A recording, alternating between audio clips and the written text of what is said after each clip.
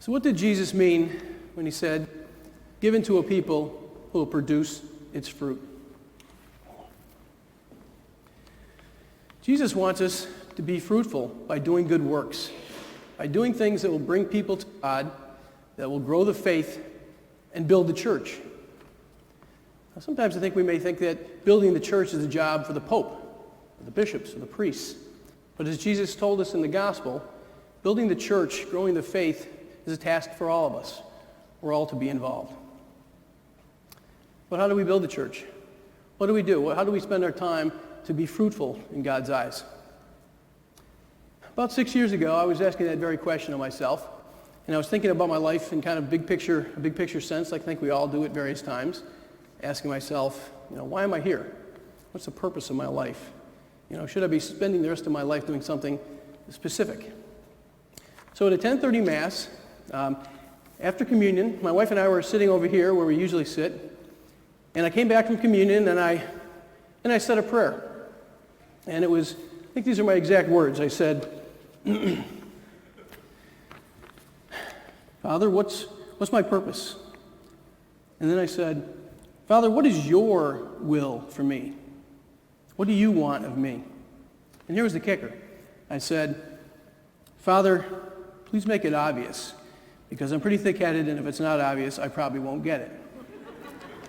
I think those are my exact words, I believe.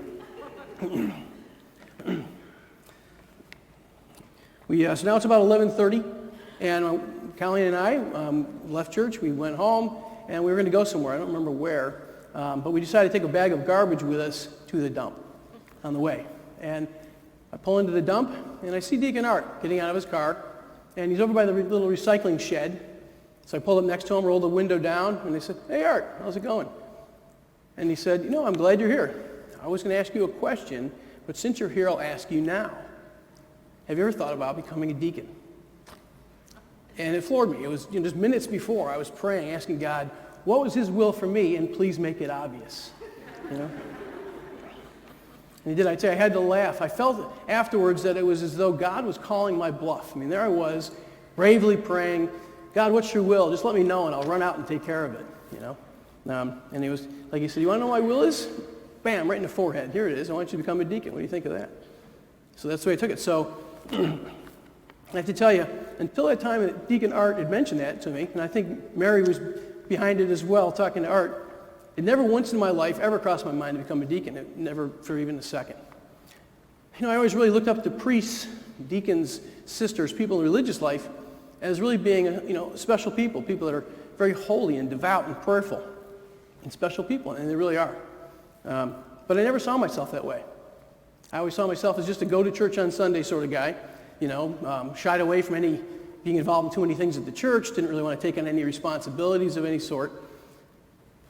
But the timing of Deacon Art's question to me really intrigued me.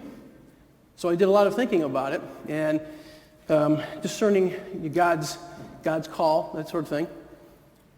I don't know about you, when I start thinking about doing something new for the first time, especially something that's outside of my comfort zone, I start making excuses, why I shouldn't do it.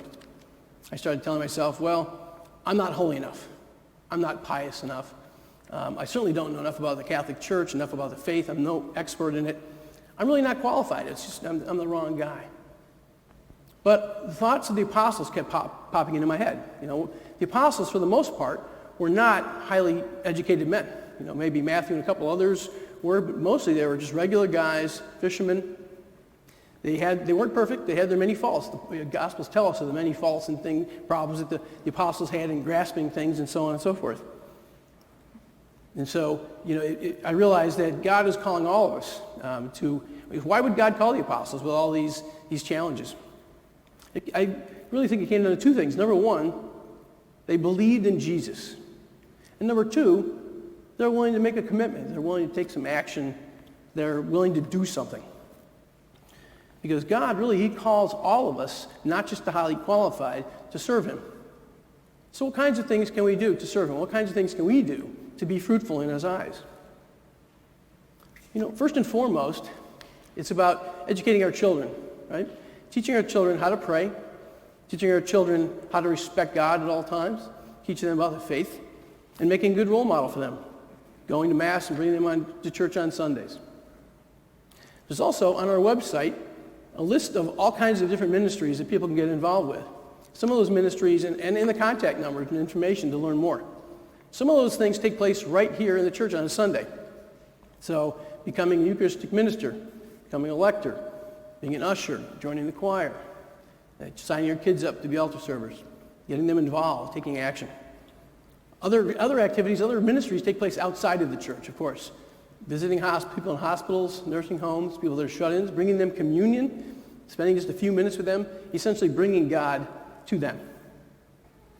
We also, of course, are always in need of people that are able and willing to teach our children in faith formation classes. We also have, the last one I'll mention is the Stephen Ministry Program that we have here. Not every church has a Stephen Ministry Program, but basically they teach you how to become an excellent listener and to bring emotional support to people who are going through a difficult time.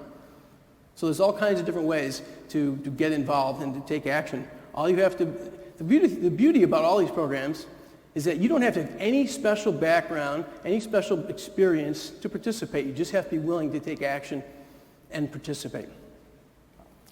So I know there's probably some folks who might say, well, I'd like to get involved in something, but man, I'm not really sure what I should get involved with. What should I spend my time with? Am I being called by God to do something in particular? What should I do? I would recommend doing what I did. Just ask him. The next time you pray in your own words, just ask God, Father, what is your will for me? What do you want of me? And then listen. Wait for his response. His response may come days later, weeks later, months later, in God's time, and when he feels you're ready for his seed to be planted. But it'll probably come. And it'll come in different forms, possibly. One could be in a coincidence of some sort, like the one I mentioned. Others, people may feel, when they have that experience, when God communicates to you in a coincidence, a God winks, as some people call them, why would God communicate? Why can't he just be more direct? But a coincidence allows you to maintain your free will. You're not intimidated. You can always say, well, it's just a coincidence, Even your spouse will probably say, well, it's just a coincidence. But for you, that communication from God will feel different. You'll say, well, yeah, but I was just thinking of this thing. I was just praying about this, and then this happened. And when it happens, it's very powerful because it feels as though God is talking directly to you and only you, and you sense that. So don't be afraid to ask God. It's possible that when you have an experience like that, you can be a little intimidated because you feel like, wow, God's asking me to do something, and frankly, it's outside of my comfort zone. I've never done this before. I think those are the times, aren't they, when we mostly grow. We grow the most personally, when we're doing something for the first time, and we stretch out our comfort zone, and we grow. However, if you're really concerned about being asked by God to do something you're really uncomfortable with, my recommendation would be, the next time you go to the dump, if you see Deacon Art getting out of his car and trying to flag you down, just wave to him, smile, and go around him. God bless you. Thank you.